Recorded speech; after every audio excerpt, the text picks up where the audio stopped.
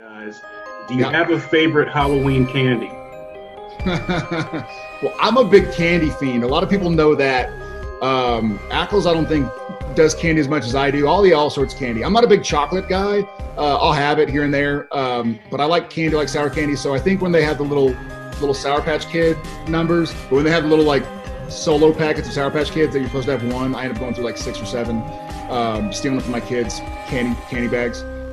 That's mine. What's yours? What's mine? Oh man, it's tough. Reese's. Oh yeah. Oh, those are great. Yeah, for sure. What's your favorite Halloween candy? Favorite Halloween candy. I do not like the candy corn. That is not my favorite. Worst. What's your problem with candy corn, man? What do you have against candy corn? Oh, because it's not candy and it's not corn. It's neither. What my favorite, man? I'm old school. I like the little bite-sized Snickers all day. Yeah.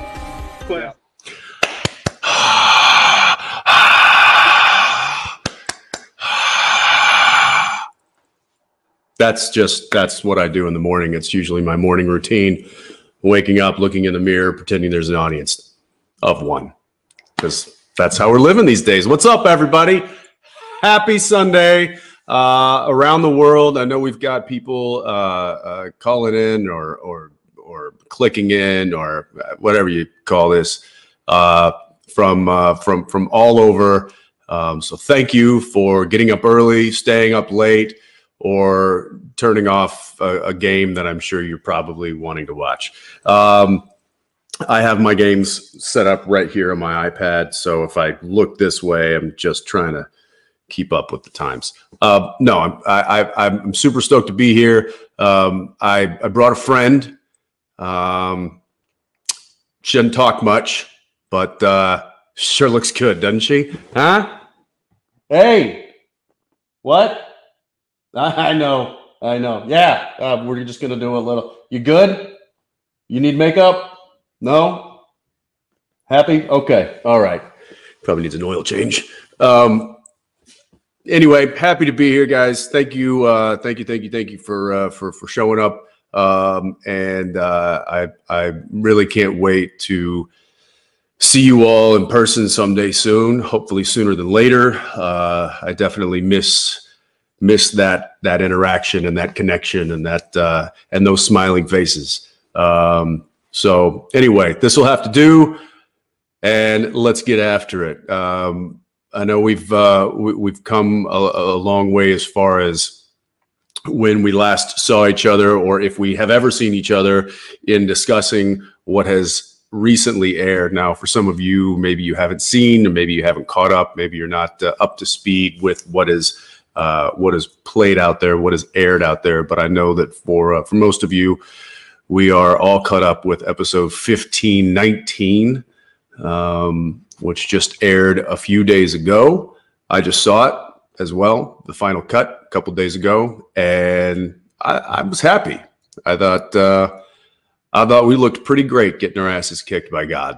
But that was a fun day of filming, and I thought Rob did a fantastic job, and all around, Jake being there, and Alex, Jared, and the whole gang. So that was a lot of fun. We only have one more episode left. What could possibly happen? We've knocked off God, knocked off Billy. Death is gone. Lucifer's gone. Michael's gone. Who's left? It's just us. But that's what one more episode is here to tell you. So I can't wait to see what you guys think of that next episode. That's going to be a big one, and wraps the whole series up. And that's it. No more, no mas, until until they call and say, "Hey, can we get that car back?" And then I'll say, "Ha ha, no."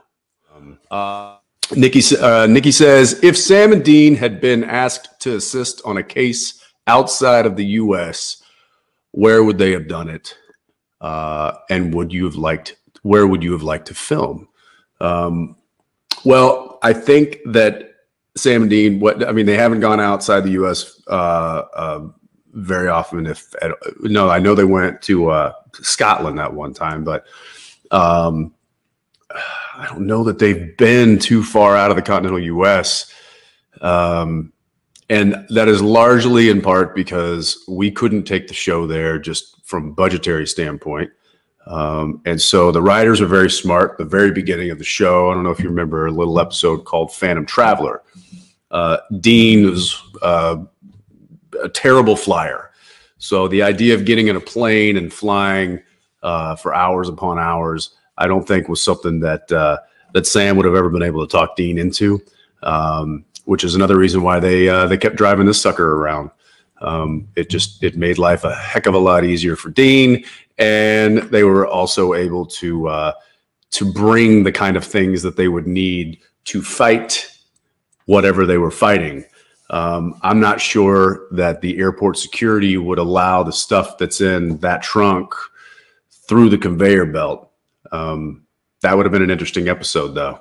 And would I have liked to film it? Yeah, I would have. Where would we have liked to film it? Anywhere. I think just going somewhere would have been great. There's a lot of great stories and folklore in many different countries out there. I mean, you could just throw a dart and start packing, but packing all that stuff, that might have been a funny episode. I would have liked that one. Says, what has supernatural taught you during these 15 years? Well, how to keep a car older than I am running. That's one thing, because she's pretty old. You know, I had this conversation and had this question with another group of folks, and I would say that there's probably not a lot in my life that has that I've learned and has shaped me more than my experience over the past 15 years. It's been something that I never imagined in the best way possible. And it has given me lifelong friends, and it has given me lifelong lessons that I'm will be forever grateful. And yeah, to try and list a few, we would be here all afternoon. So I'll just say that yes, it has changed me indefinitely. From Brazil, what's your favorite song at the moment? Love you. Obrigado. Thank you, Anna. Favorite song at the moment? Ooh.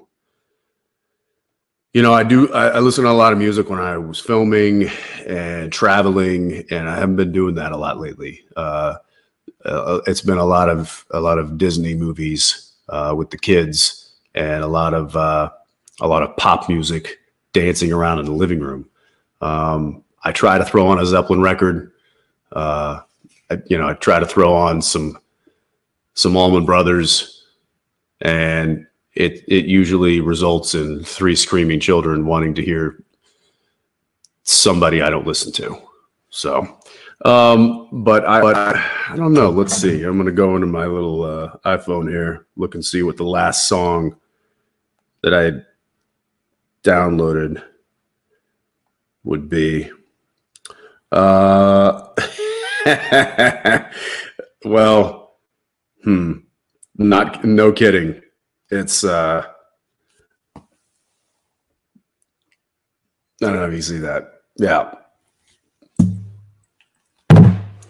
Soldier Boy, Elvis. There you go.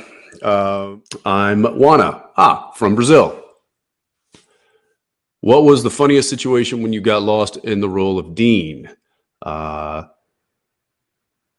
Example, I woke up to hunt monsters. Funny situation.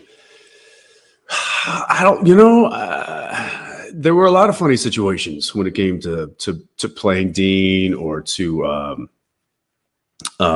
being Dean on screen. But every day was kind of a funny situation.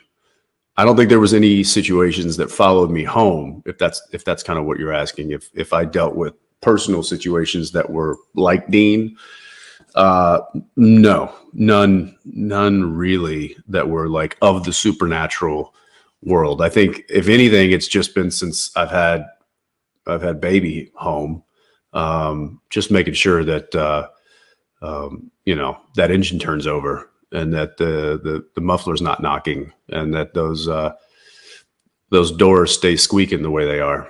That's important to me. Series or book to recommend us that you discovered in quarantine. In Argentina, we continue in isolation. Well, thank you, Argentina, because I have continued in isolation myself, unlike a lot of Americans who feel that there's some sort of political angle to a virus. I don't see how that could have been a worldwide conspiracy.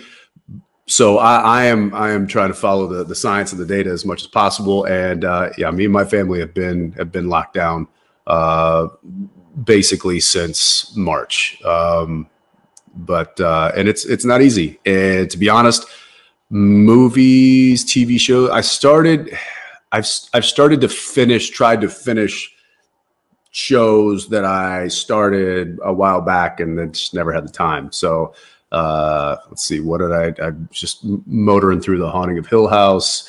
I finished up obviously The Boys season 2, knocked that out pretty quick. Movie wise, haven't been to the movies in a while. And usually the movies that I watch are you know, generally kid friendly. Yeah, I'll give you a kid friendly movie that I actually rather enjoyed. The Willoughbys. Thought that was pretty cool. It's all I can help you with. Hi, Jensen. I live in Iran. I'm so excited to see you. My question is, can you tell us about Soldier Boy and give us some information? Sure. So Soldier Boy, new character on The Boys that I will start playing in the new year. And one of the reasons why I've got this happening, I was asked to grow it out and we'll see what happens. So yeah, it's getting to the point where I don't know if I can handle it, but so maybe they're just doing that as like a hazing thing for the new guy, but I'm going to feel like Misha. I'm going to be the new guy coming in season 3. He came in season 4, but still it's going to be weird. I'm going to call him and ask him, like, you know, what did you do? Tell me exactly what you did, because I don't want to do that. That's probably how that conversation will go.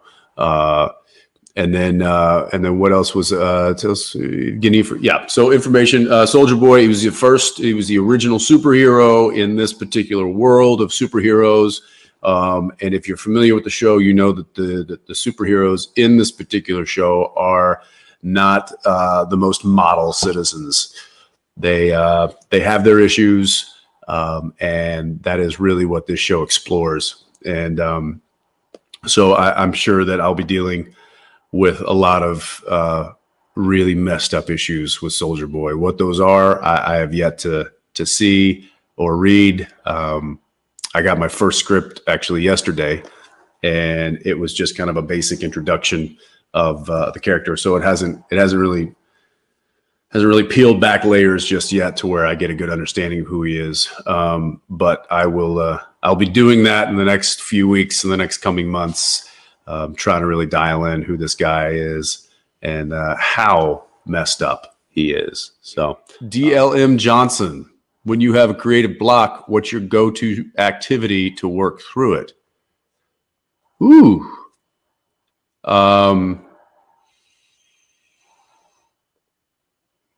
Get up, walk around. Yeah, get up, walk around. I know that, like, this is something that I run into quite often when I'm directing, because it's I like to say that the script is basically a problem. It's like think of it as like a math problem, and it's up to the director to solve it. How are we going to take what's on the page and make it visual on camera? And so you have to kind of solve those problems on your own, and then you have to tell the people what you need and the tools that you need in order to create the solution.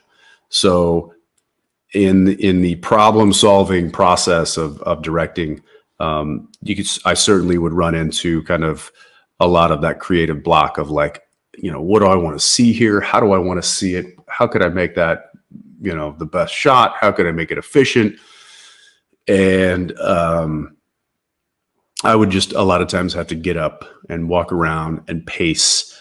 And if it just wasn't coming to me, then I'd just put it down and I'd walk away from it. And I'd go watch the TV for a little while, or I'd flip on a record, and I'd cook myself something or whatever. I think you just gotta get your mind off of situations. And generally, as soon as you stop thinking about what you're trying to figure out, the solution presents itself. So there you go. Cool. All right, Thea. With the exemption of original Dean, which version of Dean has been your favorite to play? Sending love from the Philippines. Well, sending love right back. Favorite Dean. There wasn't a whole lot of variations with Dean. Sam got to play quite a lot of different varieties of Sam, and he also got to play a lot of different, I'd say, character, or at least more characters than Dean ever did.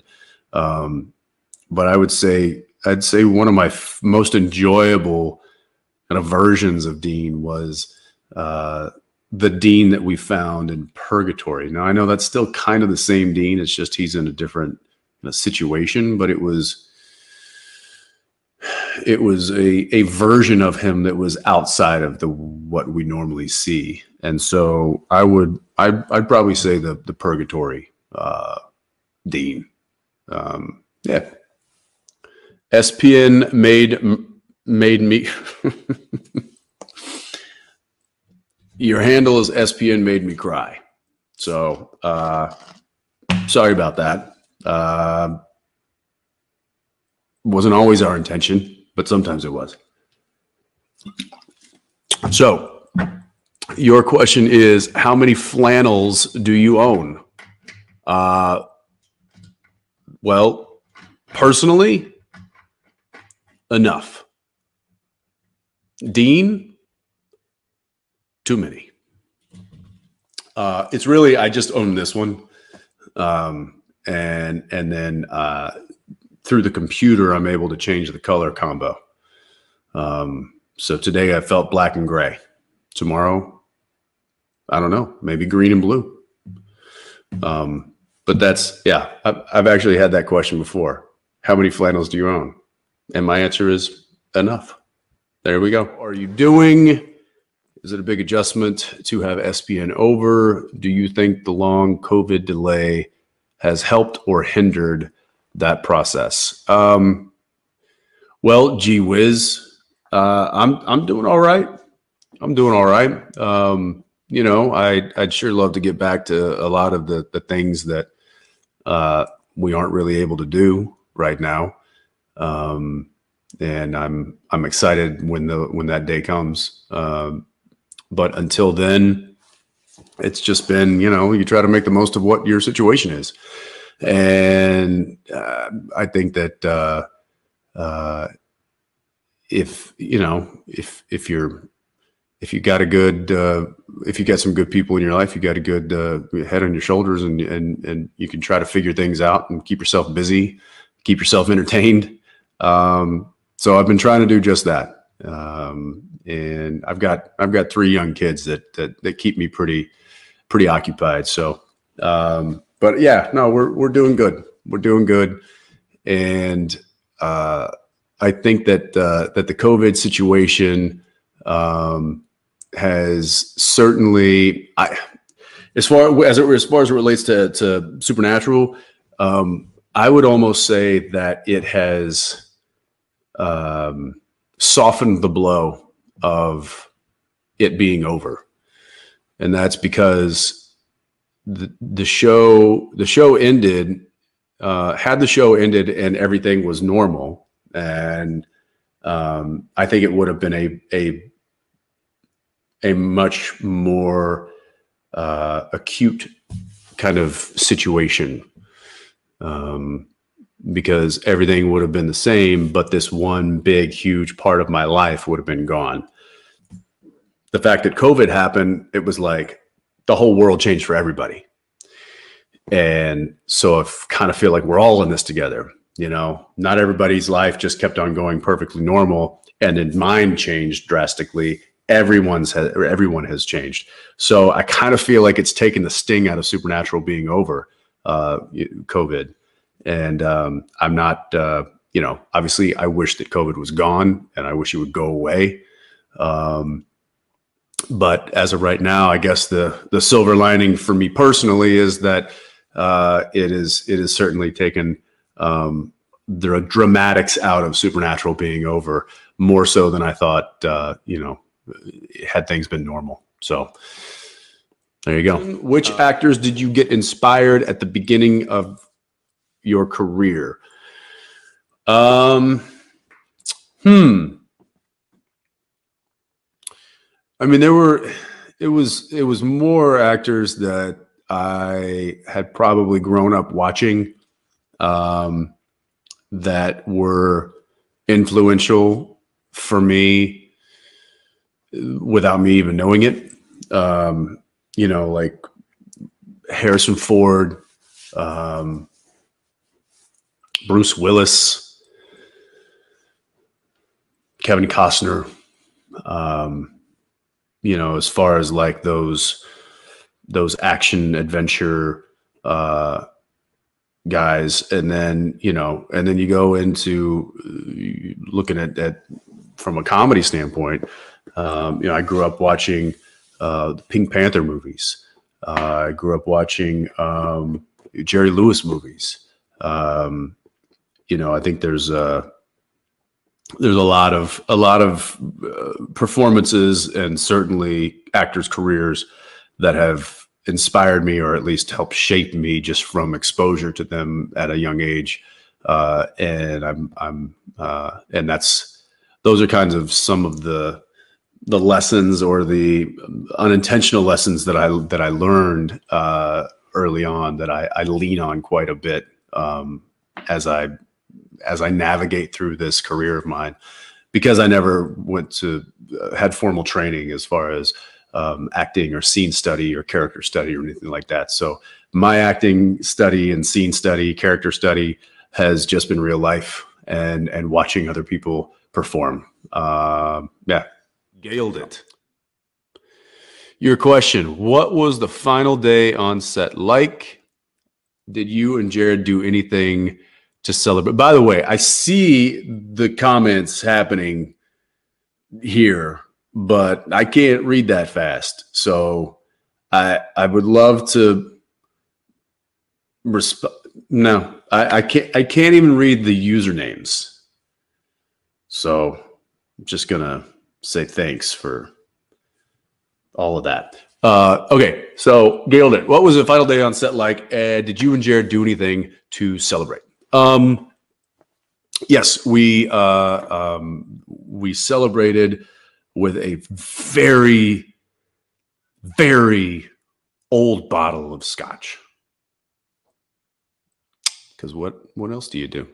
And the final day, it was interesting, and we'll probably unpack this over the next 15 years of just what it was like going into that final week, what it was like, the final episode.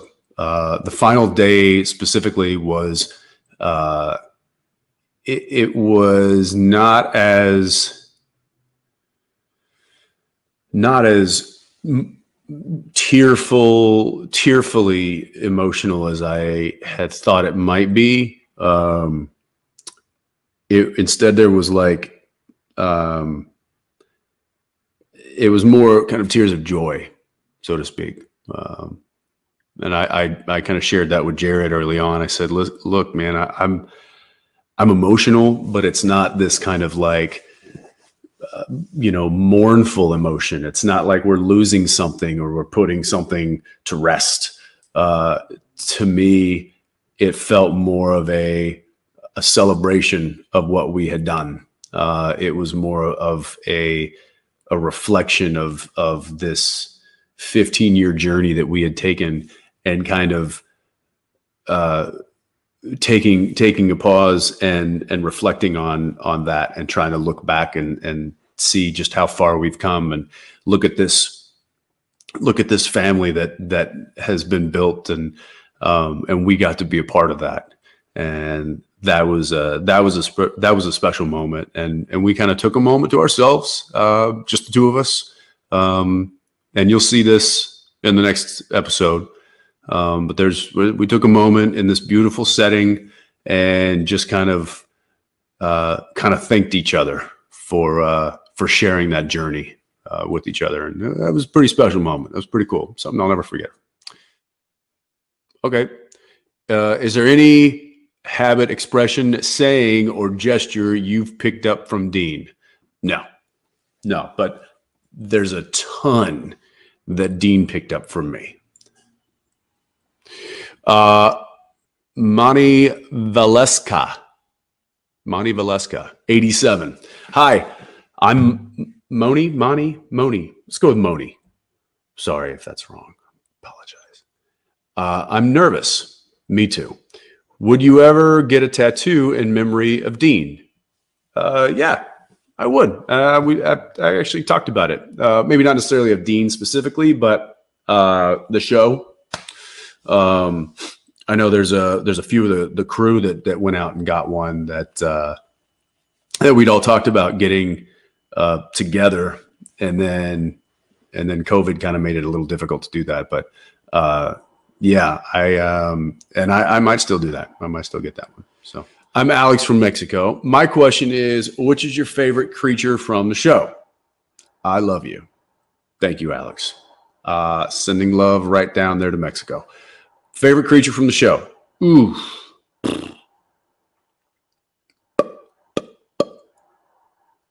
I don't know. There's been so many really good ones, and even ones that I got to direct. There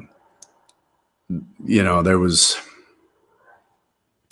I guess I got to say that me personally, I always like playing Dean going into a vampire nest, because I kind of feel like he understands it the most. He knows how to battle these things, and he has fun doing it. I think he truly enjoys that kind of a hunt. So that's, yeah, I'll go with the easy answer, and that's vampire. If Dean had to quarantine, Sam would probably have to tie a chain around his leg and anchor it to the floor. I don't know that he would want to. I don't know that he'd want to stay on lockdown for too long. But if he was forced to, I think there would be a lot of R-rated movies. I think there would be a lot of heartburn from a terrible diet. And I think there would be a lot of really dirty laundry and dirty dishes. I think when you're motivated to get out and work and do stuff and hunt, I think these guys, they keep their lives together doing just that. I think if you take that away from them, much like I think a lot of us are probably experiencing right now, then it seems like a lot of those normal life activities kind of fall by the wayside, because it's like, well, if I don't have to do this, then I'm not going to do this, and then all of a sudden you just you feel like crap. So I think it is important. This is kind of steering away from a Dean answer, but I think it's important to kind of try to keep yourself motivated to do whatever you can, and so that those things don't build up and don't start to accumulate. But for Dean, I think he would certainly be the first to let it all build up and to procrastinate. And I don't know, maybe he'd go work on the car. Maybe that would keep him motivated. That'd be a fun episode, though. Hi, Jensen. When are you planning to release the album Radio Company 2.0? That's a great question, Karina. and I wish I had an answer for you for that. We haven't quite finished it yet. We were almost done, and then a lot of things happened. COVID obviously was the big kind of culprit, but we've had a series of kind of unfortunate incidences that have put it, not on the back burner, but has procrastinated it. So we are still we're still trying to get it together. We don't owe that much on it. It should be. We were hoping to have it done by the end of the year. That's still a possibility, but things would have to come together pretty quickly. So it may be more like springtime, if I'm being honest with myself. So there you go. What would be your dream project to produce? My dream project to produce. It's not star in, not be in, just produce it. Probably be some sort of a spinoff of Supernatural, if that existed. Because I know it so well. And I can get all the people together who I already know. And I think it would just be fun because it's a world that I understand so well, but then I could, navigate it from a different perspective. And I think that would be really like a dream job. So I'll go with that. But we've tried it twice and it hasn't worked out. So I don't know. What was the strangest scene you had to do as Dean Winchester? Love you, Jensen. Brazil loves you. Well, thank you, Jordana Maria. Strangest thing, Dean. I mean, look, a lot of the weird stuff that occurred on Supernatural, if it was going to occur to one of the main characters, it usually happened to Dean. So I was on the receiving end of a lot of the weird stuff, whether it was eating too much gross stuff, or whether it was blood, or whether it was goo, or whether it was I don't know. There's just been so much over the years. Like nothing really surprised me anymore. It was like a constant onslaught of weird stuff being thrown at me. And trying to think if there was just a really weird scene. I mean, there's so many weird scenes. I don't know that one stands out among the rest, though. There's just a laundry list of weird things. The one recent where I ran in with the pajama gown on. I just remember looking at myself in the mirror on my way to set and thinking, what am I doing with my life? Yeah. There's not many times that you look at yourself and ask that when you're actually gainfully employed and working at a job you love. So there was that. Sam Winchester's hair. Oh, yes, Sam Winchester's hair. What is your question? Hi, Jensen. The name's Ollie. Oh. Why did it take you so long to introduce yourself? Ollie, what's one food typically considered weird that you actually enjoy? Okay, first, Sam Winchester's hair. It's really nice. It's nice to have a name. And I can't tell you, Ollie, how many times I've threatened to cut you off. Maybe a snip here, maybe just a quick buzz. And then just Ollie falls to the ground. It is really nice to have a name, though. I guess now I know what to call you. I'll just call you Ollie, and then Jared will look at me weird, or Sam will look at me weird, and I'll just point up and just be like, "We know each other. We've been introduced properly." Ollie, Food typically considered weird that I actually enjoy. I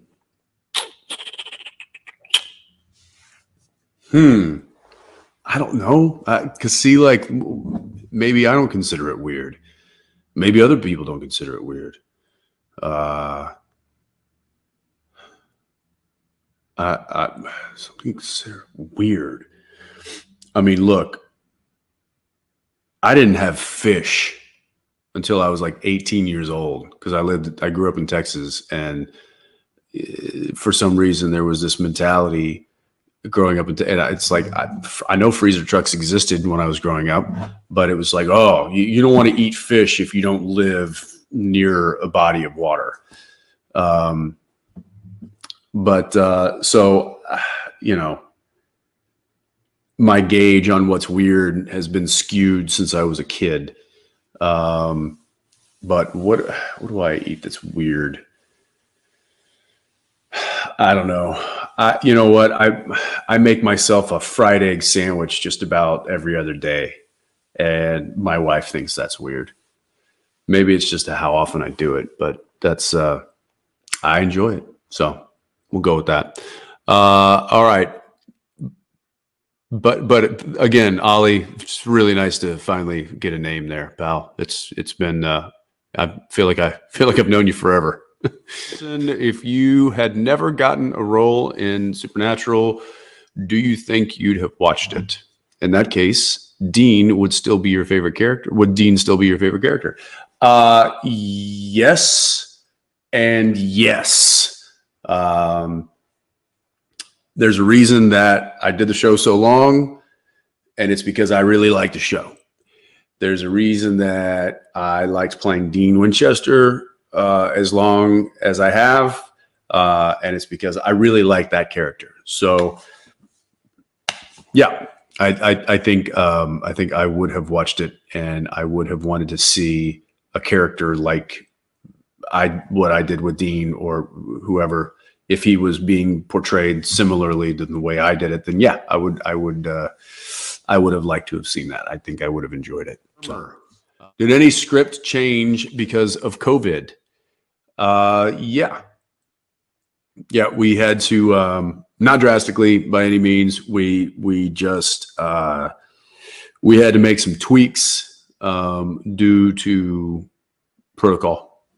certain protocol. We had to change up some, locations, and we also lost the ability to do a couple of scenes just because of logistics involved that related to COVID. But none of it really changed the outcome of the story. And once all is said and done, once the show has finished and aired its last, I'm sure we will share all of those tweaks. But until then, I don't want to ruin anything. So, why did it take you so long to help Jared lift the log for Brave Alecki?